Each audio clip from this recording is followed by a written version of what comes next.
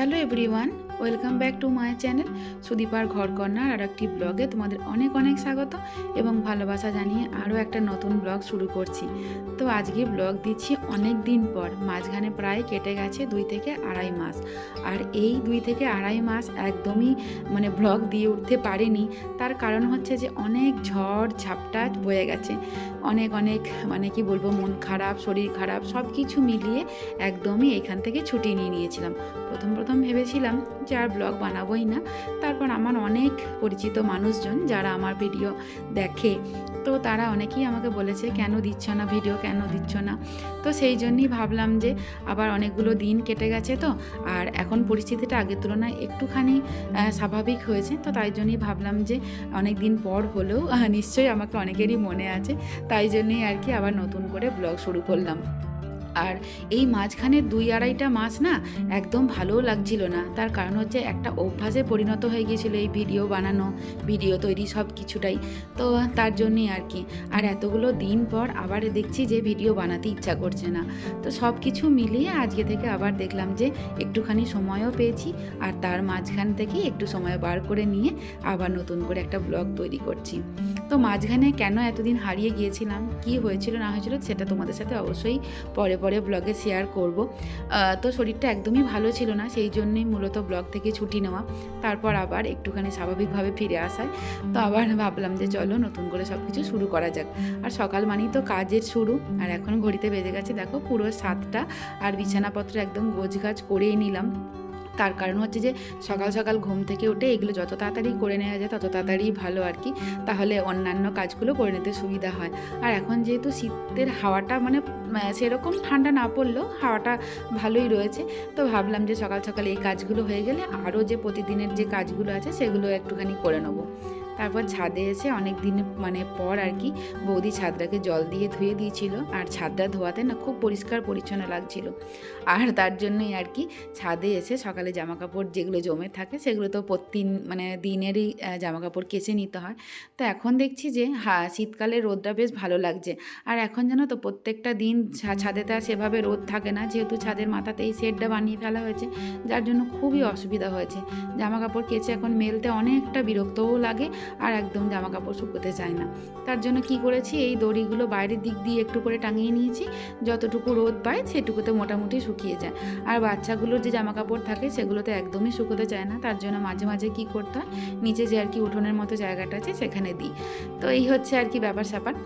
আর সকালের জামাকাপড় কেচে এখন ঠাকুর ঘরে যাব, তখন ঠাকুর ঘরে অনেক গাছ থাকে।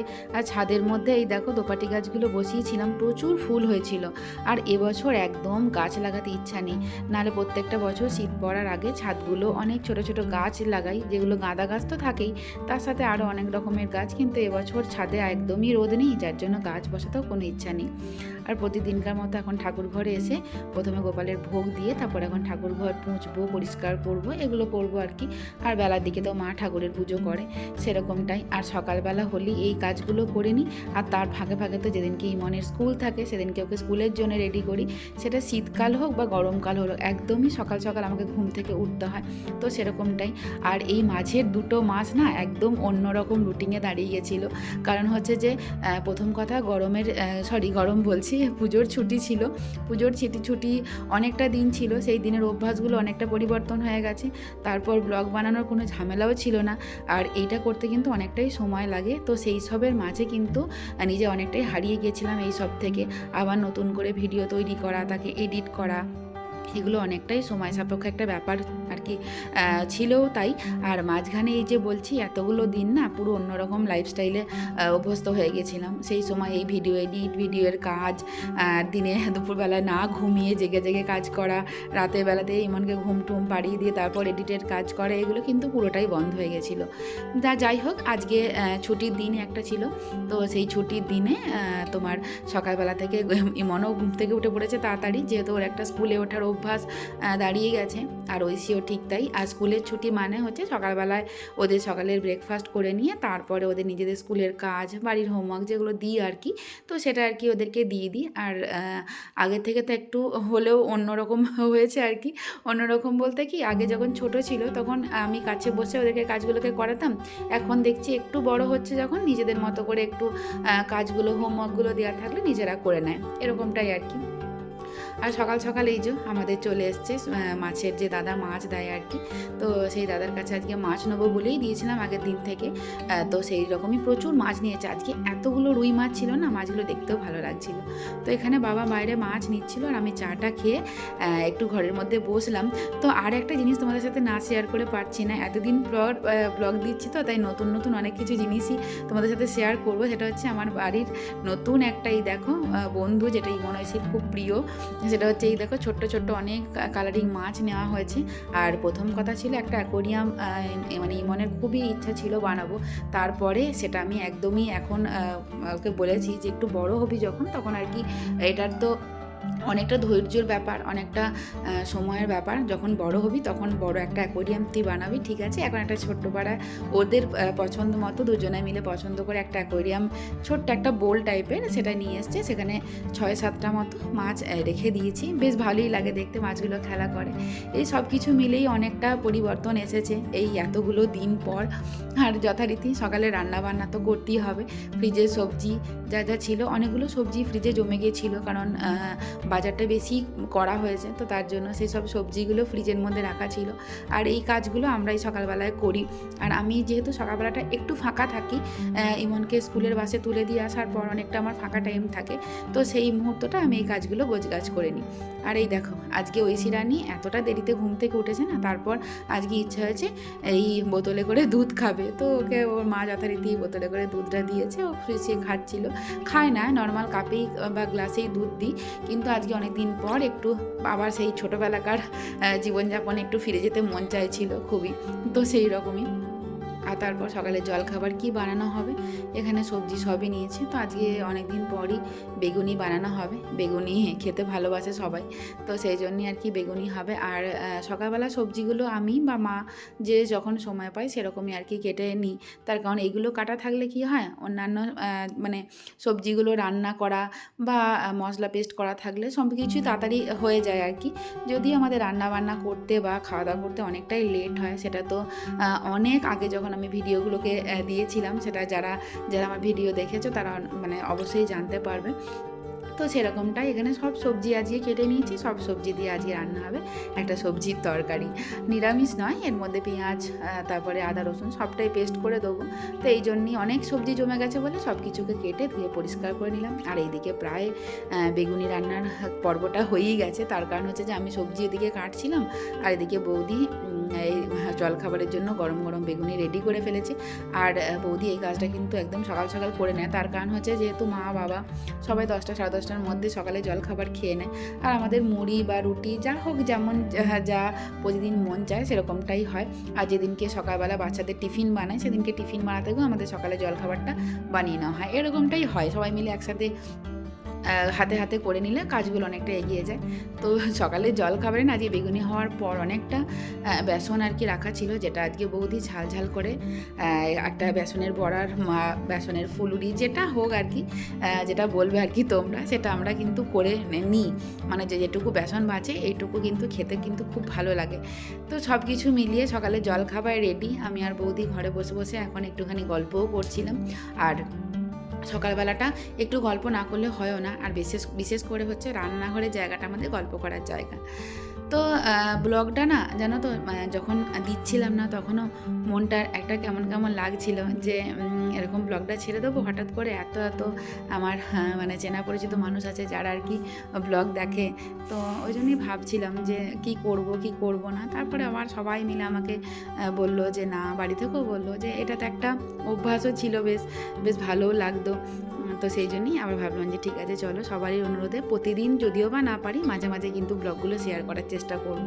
তো সকালে আমাদের বেগুনি বানানো হয়েছে, আর ইমন আর ঐশী যেহেতু আজকে ছুটির দিন, তো সেই জন্য আজকে ওদের ইচ্ছা হয়েছে আজকে একটু চাউমিন বানিয়ে দেবো। আর ওরা চাউমিনটা সাধারণত সবজি দিয়েই খায়, কারণ সব কিছু সবজি ওদের অল্প অল্প করে কেটে দিয়ে দিই, আর তারপর চাউমিন খায় আর কি। তো সকালে জলখাবার বা ওদের সকালে টিফিন বলো, চাউমিন বা পরোটা বা লুচি যেমন আর কি প্রত্যেকটা দিন হয় সেরকমই বানিয়ে দিতে হয়, যেহেতু ওরা ছোটো আর ওরা মুড়িটা খেতে এখন একদমই ভালোবাসে না। আমাদের মুড়ি খেতে ভালো লাগলে কি হবে, ওদের খুব একটা পছন্দের খাবার নয়। তো এই যে এখানে সবজি তরকারি মোটামুটি সব ভাজতে বসিয়ে দেওয়া হয়েছে। অল্প তেলেই সবজিটা আজকে ভাজতে দেওয়া হয়েছে, কারণ এখন যেহেতু শীতের হাওয়া পড়ে গেছে, তার মাঝে কিন্তু সবজিগুলো খেতেই হবে। আর সবজি না খেলে তো একদমই ভালোও লাগে না, কারণ সবজি দিয়ে শুধুমাত্র ভাত যে খাওয়া হয় সেটা নয়, কিন্তু তবুও একটা সবজির তরকারি একটা ডাল না থাকলে কিন্তু দুপুরের ভাত খাওয়াটা খুব একটা ভালো লাগে না। তো এদিকে একদম চাউমিন রেডি। আর এই চাউমিনটা খেতে কিন্তু ইমন ঐশী দুজনেই খুব ভালোবাসে, ওদের খুব পছন্দের একটা খাবার। যদিও ডিমটা দিলে একদম খেতে চায় না, কেন জানি না, ছোটো থেকেই তাই। যখনই চাউমিন বানাই সবজি দিই, কিন্তু ডিম একদম অপছন্দের। ডিম দিলেই খালি বলে কেমন একটা গন্ধ লাগে। তাও ডিমটা ভালো করে সুন্দর করে ভেজে তারপরে সবজির সাথে মেশাই, কিন্তু ওদের একদমই পছন্দ না। তো আমাদের এই দেখো সকালে কি সুন্দর ঝালমুড়ির মতো বেগুন দিয়ে মুড়ি মাখা হয়ে গেছে। আর সকালে জলখাবার খেয়ে আজকে একটা কাজও আছে, সেটা হচ্ছে আজকে যেহেতু ছুটির দিন, তো সেই জন্য হচ্ছে যে ইমন আর ঐশীকে নিয়ে যাবো একটু চুলগুলোকে কাটাতে। এত বড় বড় চুলগুলো হয়ে গেছে, চোখে মুখে পড়ছে, ভালোও লাগছে না দেখতে। তো সেই জন্য একটু অল্প করে ছোট করে নেবো। আগেকার মতো অত ছোট আর করবো না। আগে যখন ছোটো ছিল তখন একদম ছোট্ট ছোট্ট করে কেটে দিতাম, আর এখন একটু বড় হয়ে গেছে, তো যার জন্য ওরা এখন আর চুল কাটতেই চায় না। কিন্তু তার মধ্যেও একটু ছোট ছোট করে চুলগুলোকে না ছেটে দিলে দেখতেও ভালো লাগে না। তো আমি রান্না বান্না করে নিয়ে তারপরে ওদেরকে নিয়ে যাব। আর তারও মাঝে ওদের চুলটা একটুখানি ভালো করে শ্যাম্পু করে দিলাম একটু গরম জলে, কারণ হচ্ছে যে চুলটা শ্যাম্পু না করা থাকলে আর চুলটা কাটাও যায় না। তো এই দেখো সবজি তরকারি সব কিছু মশলা দিয়ে বসিয়ে দিলাম, আর একটুখানি অল্প লঙ্কার গুঁড়ো দিয়েছি। আর ইমন আর ঐশীর তরকারিটা তুলে নিয়েছি, কারণ ওরা অতটা ঝাল তো খেতে পারবে না, এখন ওরা লঙ্কা ছাড়াই ওদের খাবার দিতে হয়। তো এখানে অল্প একটুখানি লঙ্কার গুঁড়ো দিলাম, যেটা না দিলে ভালোও লাগবে না, একটু টেস্টি খেতে হবে না। তো অল্প চিনি, নুন আর লঙ্কার গুঁড়ো দিয়ে একদম ভালো করে মিশিয়ে দিলাম। আর শেষকালে না বড়ি ভেজে রেখেছি, বড়ি ভাজাটা দিয়ে দেবো। এই বড়ি ভাজা দিয়ে শীতকালে এই তরকারিগুলো খেতে কিন্তু আমার খুবই ভালো লাগে। তো আমি এখন একটু রেডি হয়ে নিলাম, ওরাও রেডি হয়ে গেছে। তার কারণ হচ্ছে যেহেতু ওদেরকে একবার বলেছি যে নিয়ে যাব, ব্যাস আর কিছুতেই না, সব কাজ ফেলে রাখে এখন আমাকে যেতে হবে। তো রান্নাবান্না মোটামুটি হয়ে গেছে, আর শুধু মাছটা আছে। সকালে আজকে রুই মাছ নেওয়া হয়েছিল, তো সেই মাছের মশলা সব কিছু আমি বেটে দিয়েছি, বৌদি সেটাকে একটু ঝাল করবে। তো এই দেখো চুলগুলোকে শ্যাম্পু করে দিয়েছি, আর মন নেই একদম যে চুলটা কাটার, কিন্তু দেখো কেমন একটা হয়ে আছে চুলগুলো, মুখে মুখে পড়ছে, আর কোনো কাজ করতে ভালো লাগছে না। সামনে যখনই পড়ছে বিরক্ত হচ্ছে, ক্লিপ দিয়ে আটকে রাখতে হচ্ছে। সব থেকে বড়ো কথা হচ্ছে ঠান্ডার দিনে চুলগুলো শুকোতে এতটাই দেরি হয়, একটু দেরিতে স্নান করলে তখন আর মানে ভিজে মাথাতেই অনেক সময় দেখি বিছানায় ঘুমিয়ে পড়ে। সেই জন্যই আর কি একটু ছোটো করে কাটিয়ে নেবো, আবার যখন একটু বড় হবে তখন আবার সেভ করে নেবো। এরকমটাই দুই বোনে মিলে এখন যাচ্ছে, আমি এখন ওদেরকে নিয়ে যাচ্ছি। খুব খুশি, অনেকদিন পর আর কি বেরোতে পেরেছে। তো কারণ এই সময়টা মানে সকালের দিকে, এখন বাজে ওই 12:30 এরম মতো আর কি এই সময়টা বেরোতে পায় না। তো এখন যেহেতু আজকে ফাঁকা দিন পেয়েছে, চলো একটু দেরি করে ঘুরে আসাও হবে।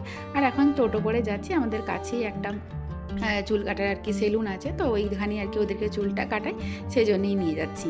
আর এই এতগুলো দিন না অনেক কিছু পরিবর্তন হয়ে গেছে, অনেকটা জিনিসের পরিবর্তন হয়ে গেছে, অনেকটা সময়ের পরিবর্তন হয়ে গেছে, মাঝখানে পুজো কেটে গেছে। এছাড়া বাড়িতে অনেক কি বলবো মন খারাপ, অনেক ঝামেলা, অনেক কিছু হয়ে গেছে। সবটাই তোমাদেরকে আমি পরে পরে শেয়ার করব। তার কারণ হচ্ছে যে এতদিন পর ব্লগ দিচ্ছি, এতটা জিনিস একসাথে ব্লগে শেয়ার করলে অনেকটা ব্লগ বড় হয়ে যাবে।